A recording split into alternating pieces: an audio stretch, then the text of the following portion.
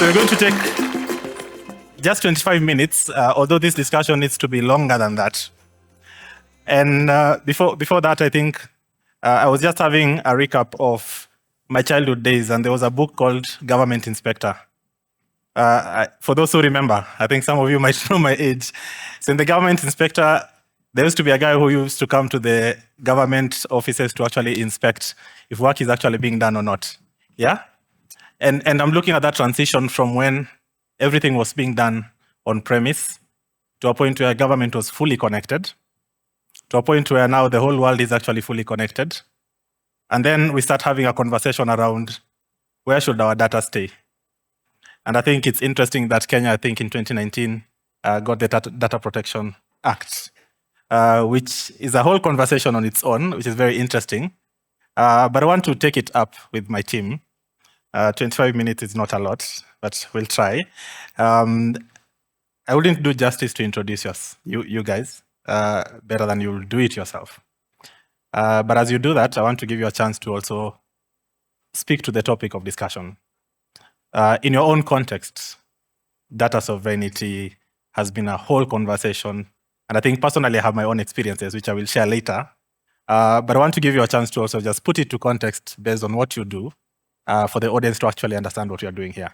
And maybe we could start from the far end. Karibu.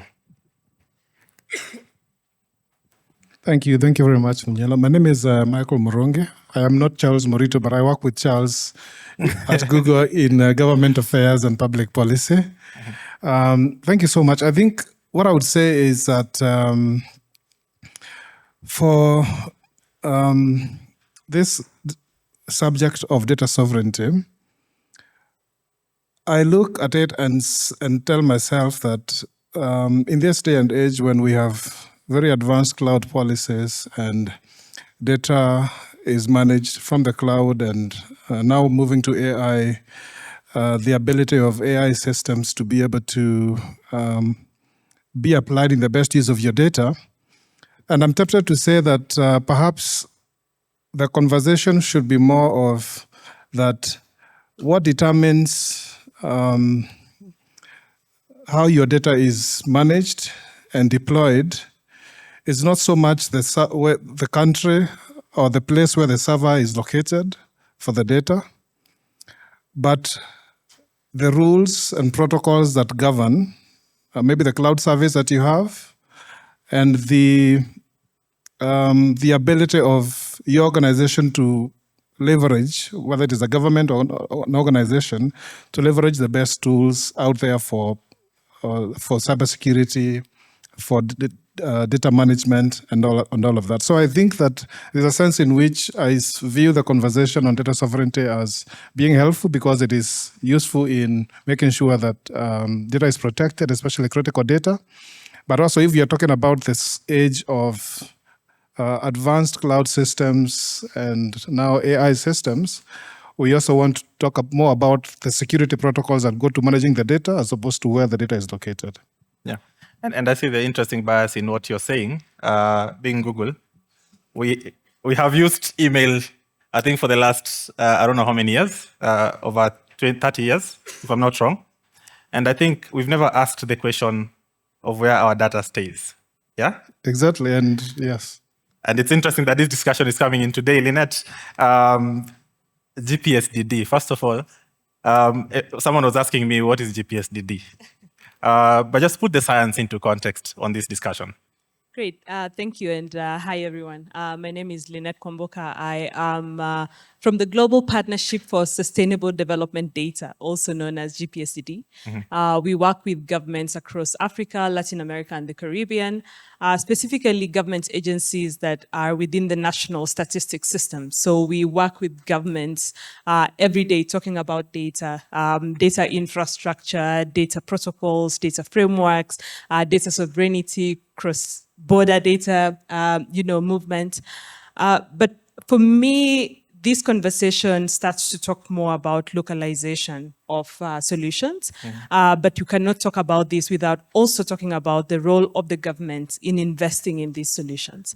As you know, Munyalo, you're asking Michael, we've used email for a very long time. Government folks are accused of using Yahoo and, Gmail email addresses. And we never quite ask where that is. And that is where a lot of the communication actually happens, But then if we're going to have a conversation about data sovereignty, we also need to have conversations about investments in local infrastructure, in local innovations, to be able to do that. And probably during, my later submissions, we can look at how the government can really do a lot more. But then when we're also talking about data sovereignty, there are the risks of locking ourselves in and missing out on, fantastic infrastructure that is also out there, be it GCP, be it, Azure, be it AWS. So we also have to look at all of that while promoting local innovation and promoting local investments in coming up with the right infrastructure and the right kinds of, policies and frameworks, but also how do we take advantage of, the latest and the best to make sure that, what Michael is talking about in terms of data security or security protocols, the frameworks, when you think about data protection, GDPR and things like that. So how do we also take advantage of that while also building locally? Thanks. Nice. I think you've mentioned something around infrastructure, and I want to, Ben, you've been in this space. So first of all, the reason why I told everyone to introduce themselves is because I don't know how I could introduce you today. That's one. But most importantly, when it comes to infrastructure, if you were to explain to a child, how many here understand the whole conversation around cloud? Just anything. Okay, apart from the cloud. Anyone? Okay. I think that's a good foundation for this conversation, yeah? And I want to set you up for this in the most simplistic way, yeah? Because why is this a conversation that we need to have right now? What is this infrastructure? How does it look like? As in, you've been in that space for quite a moment. So as you introduce yourself, maybe to just contextualize for the audience. Yeah, thanks. My name is Ben Roberts. I'm chair of ICT in Kenya Private Sector Alliance, and I'm working as a farmer. But I have done a fair bit in infrastructure, but I would call myself, I've been living in Kenya for 11 years, but I call myself a Pan-Africanist when I talk of ICT infrastructure. And in Kenya, we got to remember, we can talk of sovereign this, but we have things in Kenya that do not belong exclusively to us. We have this thing called the Northern Corridor now, or it's Madaraka Express.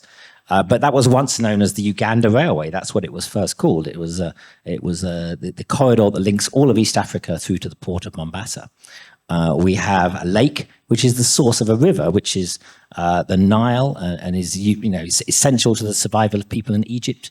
And we have two airports, Jomo Kenyatta, which is an important hub of connectivity for business and tourism in all of Africa, and even Wilson, which is a hub of humanitarian aid for all of East African regions. So the UN is even a global thing. It doesn't even belong to any part of this world. The United Nations office in Nairobi is a global office. So we have great responsibility. It is not just about Kenyan sovereign things. We have these things that are part of a global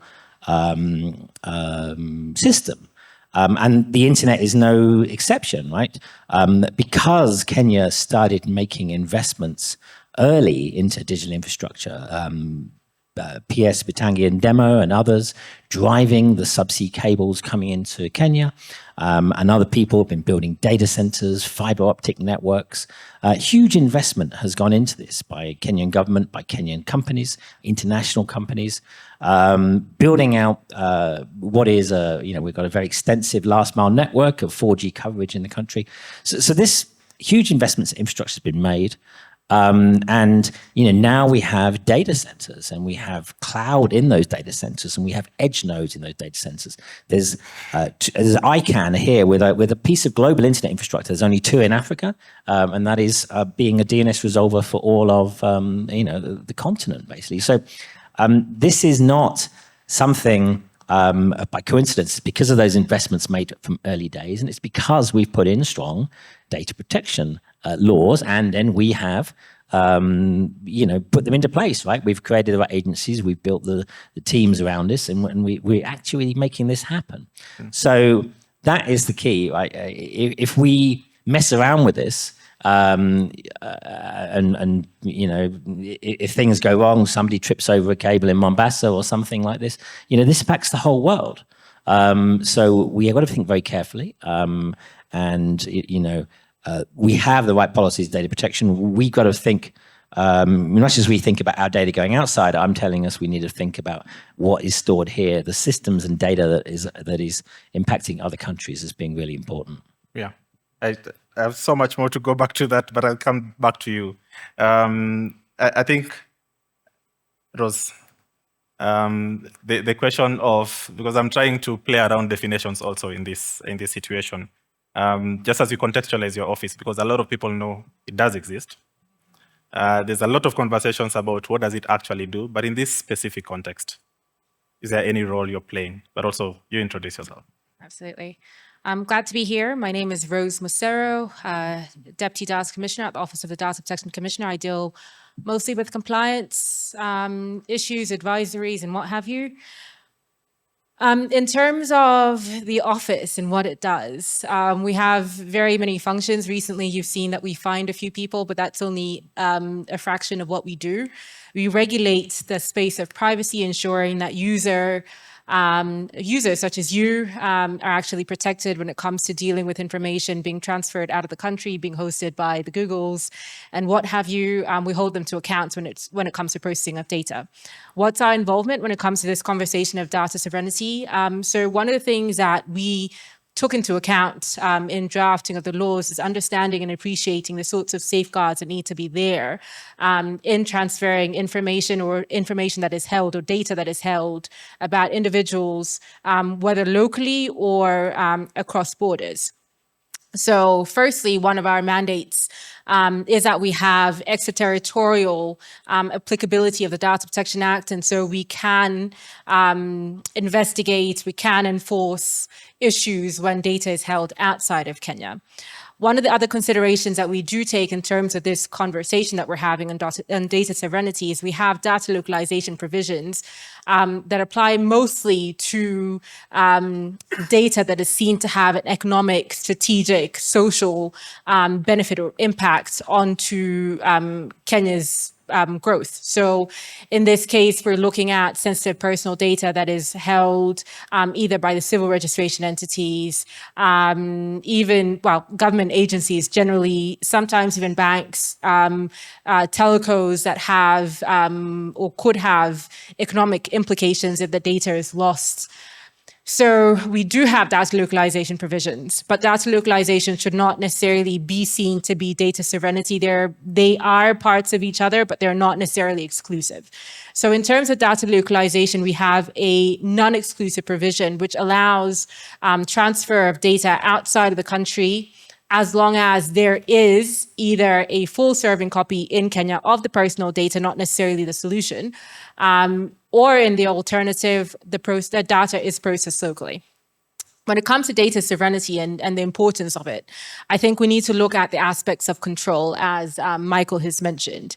It's not necessarily about where the data resides, but it's really about who has control over it, specifically a state. And in our space, in terms of data protection, what we look at is whether the user also has control of that data or has at least knowledge about and understanding about how the data is being handled, where it's being transferred to, the callability of that data if it's held in a different country, and who has, again, as I've said, I think, access to that data, right? And so that's how we look at it in terms of sovereignty, control over the data, and also the human aspect or the user-centric aspects of the data and who and how individuals can be protected whilst that data is held elsewhere. And so it would be good to talk about, and there are lots of things that have come about in terms of our thinking, talking about data consulates and data embassies and what the implications of those would be. So the policy decisions or the implementation of policy decisions around those, and how we can actually ensure that as the Office of the Data Protection, whilst these things are being developed in terms of policy implications, what they would mean for us and for the citizens and for the right to privacy of individuals. So that's our role, really. How many are with us? Yeah?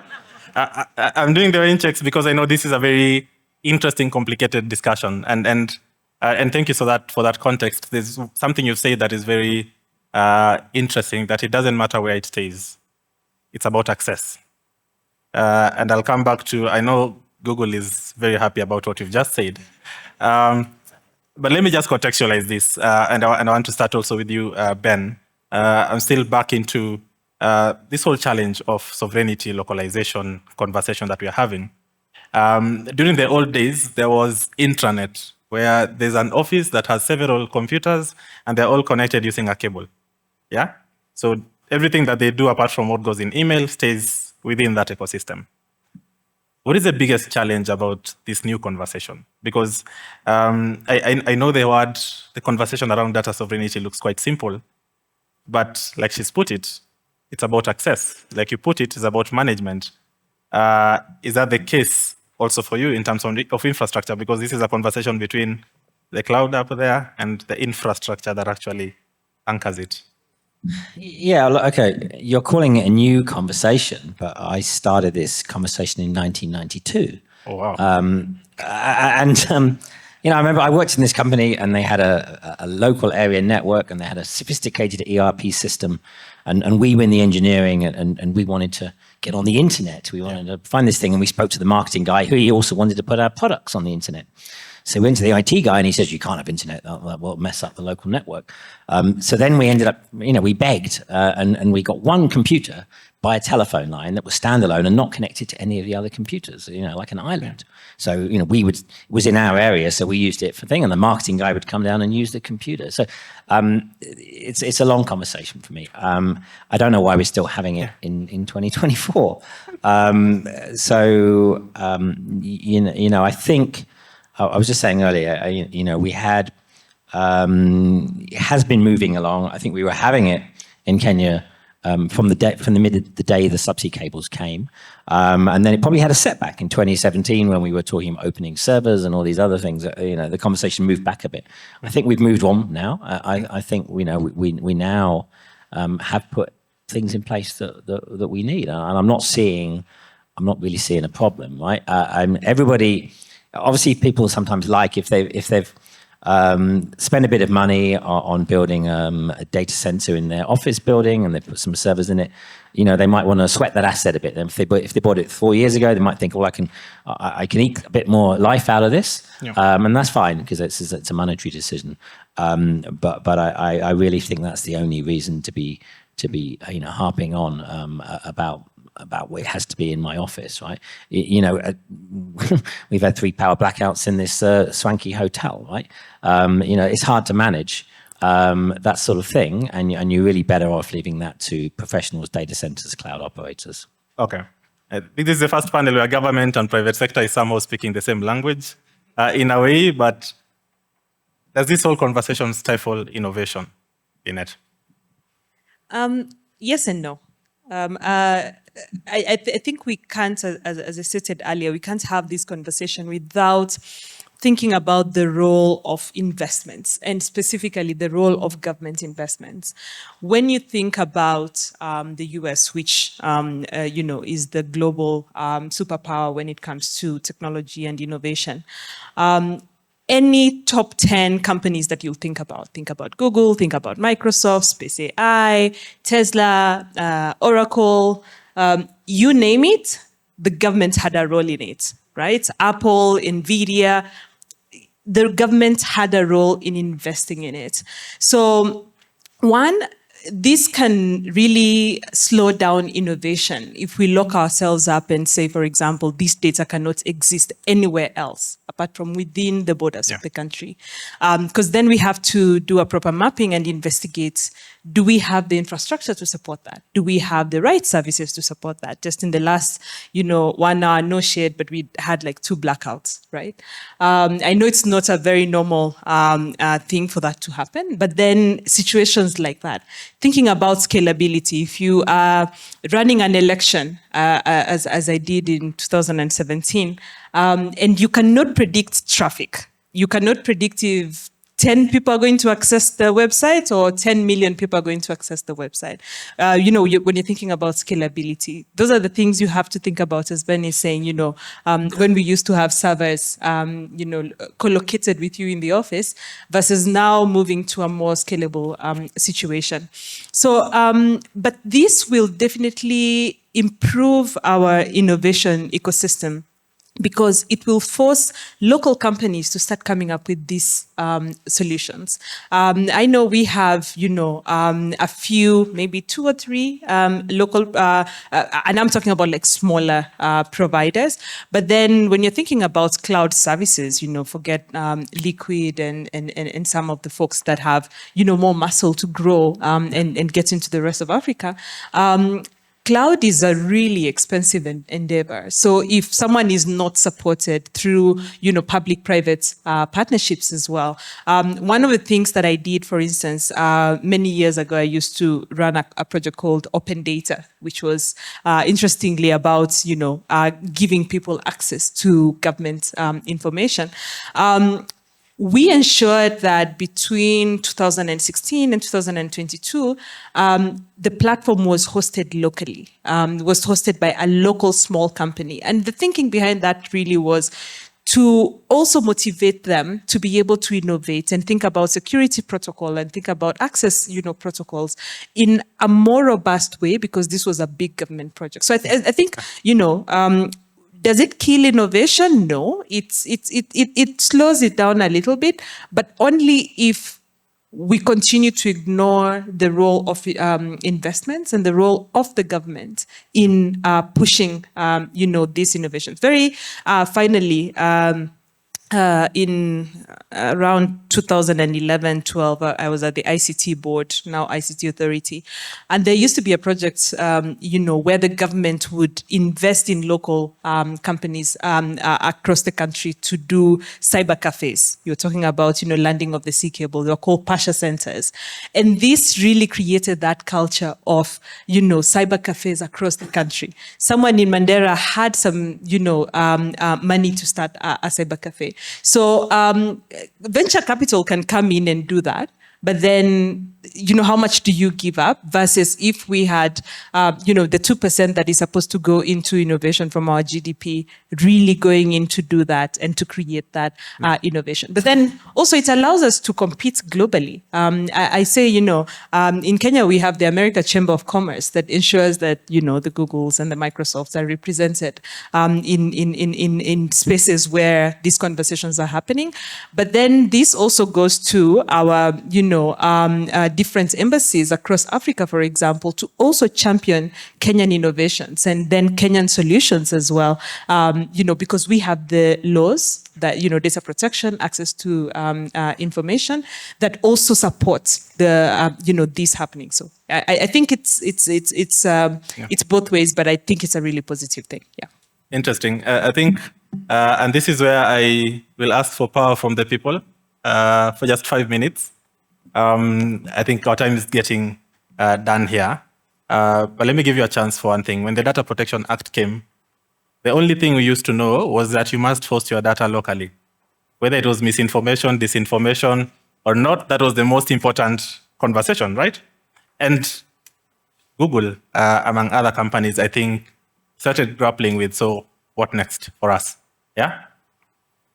What are you doing right now? Is it important for you to think about what you do about sovereignty, or just like we've said here, doesn't really matter? We are engaging, like case in point here in these conversations. Philip is here, he's listening. And what we are doing is saying that while we understand the concerns of government and the arguments for data localization, we want to give an example like Ukraine, where having the data of the country, no matter personal or government data or sensitive data in the country, would have been very risky at the time that they were being invaded. And the ability of them to do, like Rosa said, a digital embassy, where the data can be stored in another country, safe and secure. And again, it's not about where it is, it's about the laws and the protocols that govern the access to that data. Yeah. So as a cloud provider, and it's not unique to Google, and I think many others are innovating on this, we're also innovating on a digital embassy solution for the cloud so that it exists and data is safe when it's stored in multiple locations across many servers around the world. That's the basic, vocabulary of how the internet is the internet, as opposed to having one point of failure.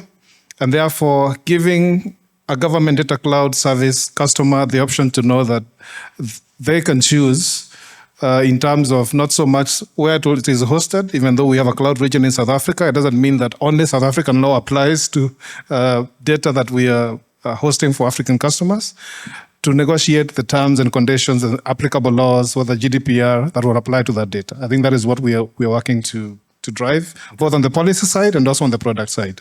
Interesting. Was that a petition to the ambassador?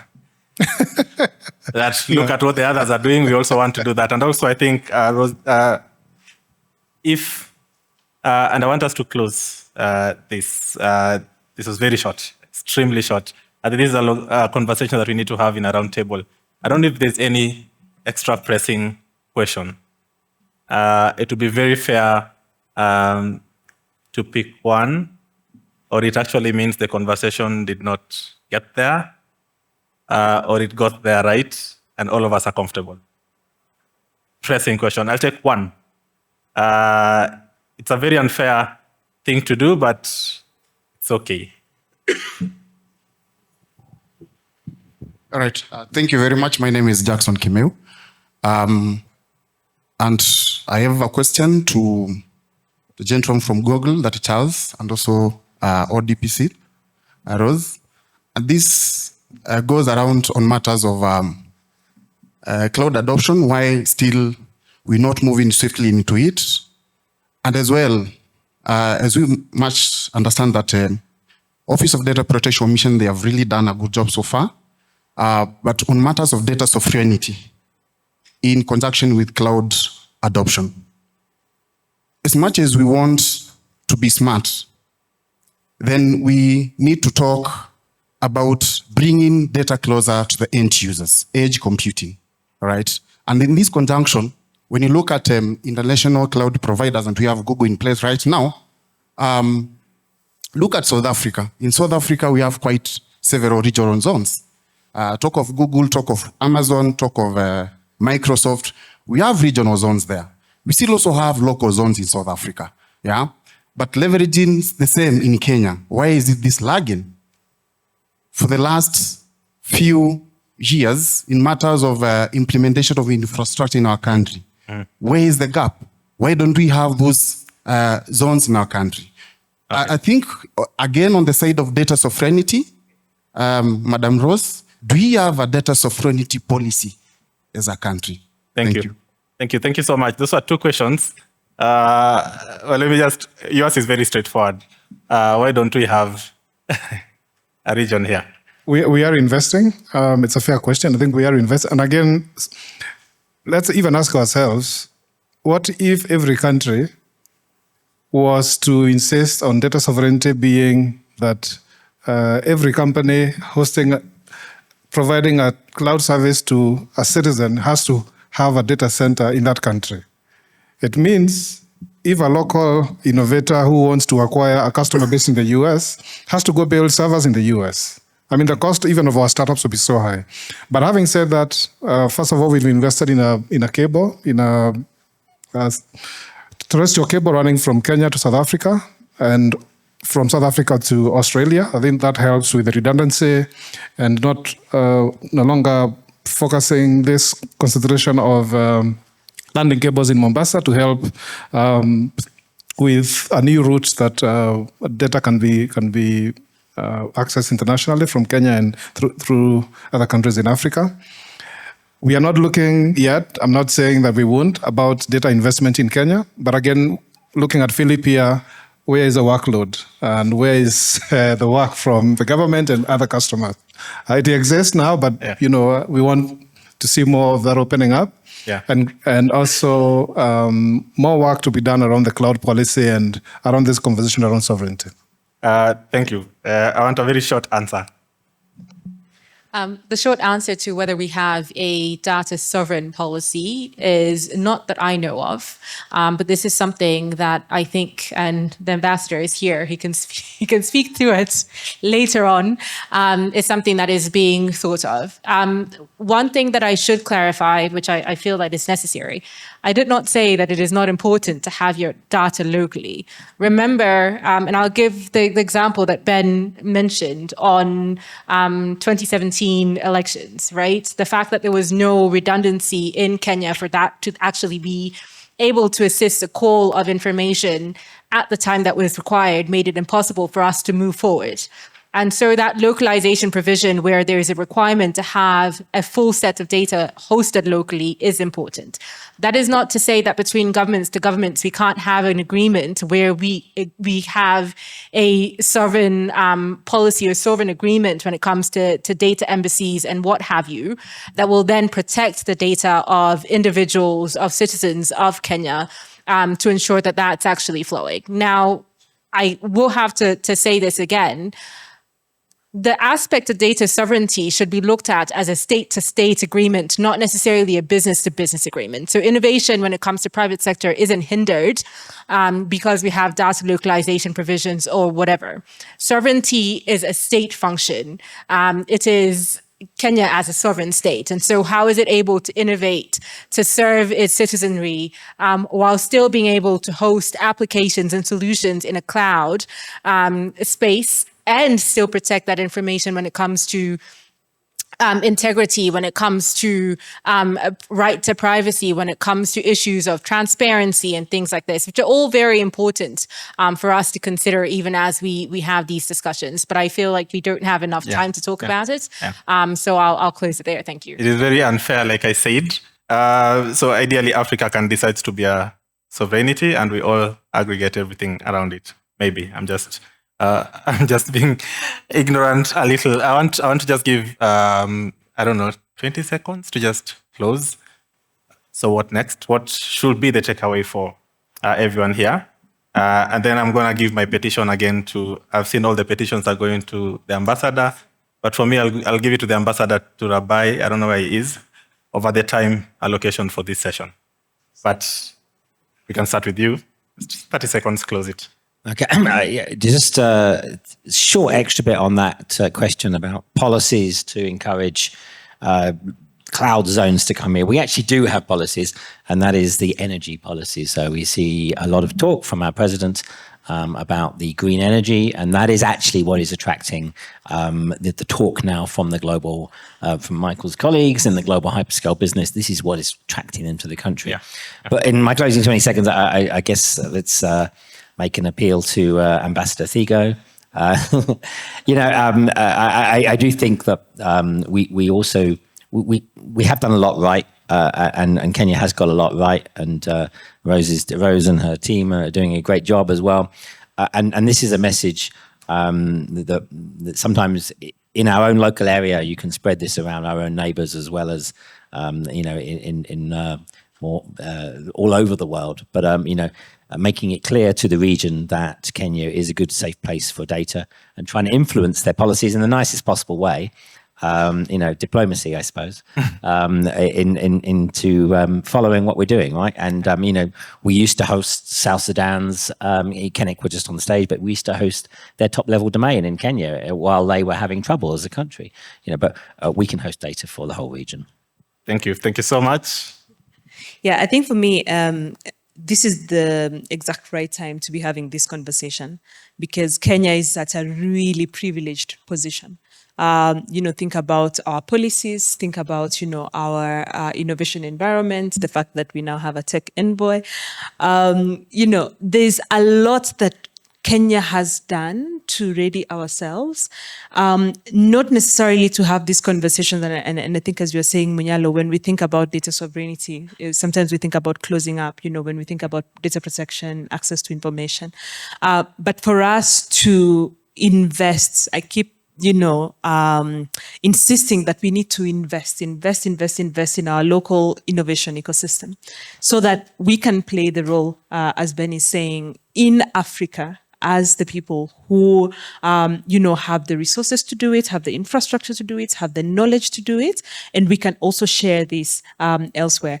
I would, as Michael said, move away from looking at this as, everyone that comes in or everyone that is doing something must have a data center, because also we might overload ourselves with data centers without the infrastructure to do it, but also the costs of doing this would be very, very high. So let's look at this from a strategic point of where this places Kenya, how we can do it and do it in a very smart way. And I think that, this is the exact right time to have the conversation. Yeah. You're investing? Yes, we are. So I would say we continue, supporting Philip and the rest of the government in their efforts in making Kenya this great destination for investing in infrastructure and data centers and all of that. And even more importantly, I've been working with Lynette here and the other stakeholders on the emerging framework for AI governance in Kenya. So as we embrace that chapter, what do we want to be remembered as Kenyans on who we are when it comes to AI and AI innovation and AI deployment? And while we have this conversation on sovereignty, important, yes, for critical citizen data to be secured, but let's avail ourselves of the mechanisms of data embassy and cross-border sharing of data based on certification mechanisms of recognized data protection regimes that exist elsewhere. Thanks. Anwad?